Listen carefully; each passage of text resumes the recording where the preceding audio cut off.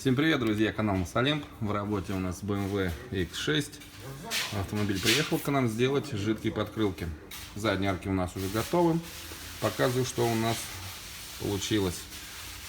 Видите, нанесли такой сплошной ковер. Толщина его достигает 4 мм.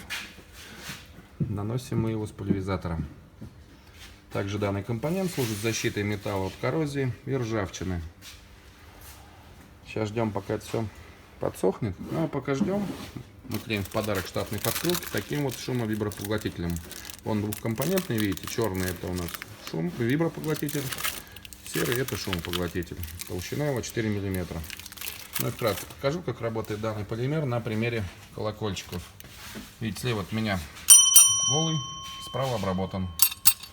То есть сами слышите разницу до, после. Ставьте свои комментарии, подписывайтесь на канал. Всем пока!